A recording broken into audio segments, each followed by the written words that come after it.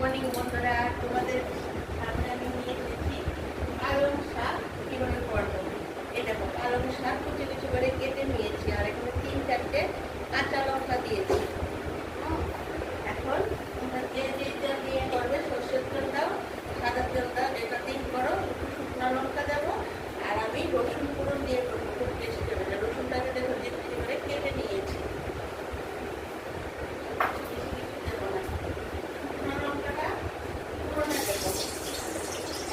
আর এই রসুনটা এই গরম তেলের মধ্যে শুকনো লঙ্কার সাথে দিয়ে দেবো।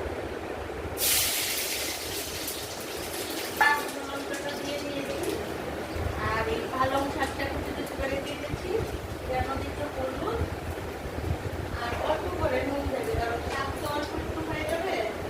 অল্প করে নুন দিচ্ছি, কারণ শাকটা একটু হয়ে যাবে, মানে নুন হয়ে যাবে বেশি। রসুনটা যখন লাল হবে,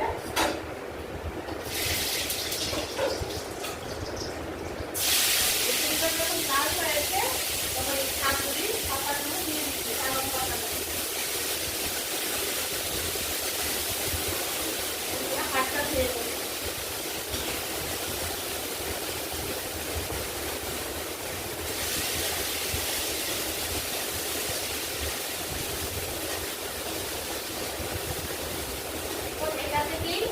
এটা থেকেই জল উঠবে, তারপরে এটাকে মানে ভালো করে নেড়ে ছেড়ে যখন একটু শুকিয়ে যাবে, তখন আমি নামিয়ে নেবো।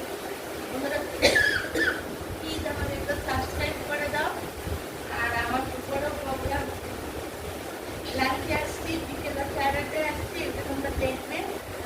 আর তার আগেও একটা রান্না শেয়ার করেছি, রান্না করে পুরো আসছে, পুরোটা দেখবে।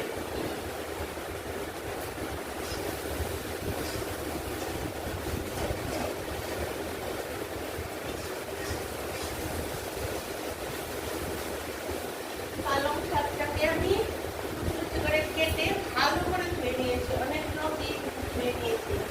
ভালো করে ধুয়ে না নিলে বালি বালি থাকবে, ডাল ধুয়ে এইরকম চালের মধ্যে ফেলে ভালো করে ধুয়ে নিয়েছি। এটা তো প্লেট ধুয়ে নিই, শাকটা দেখাবো।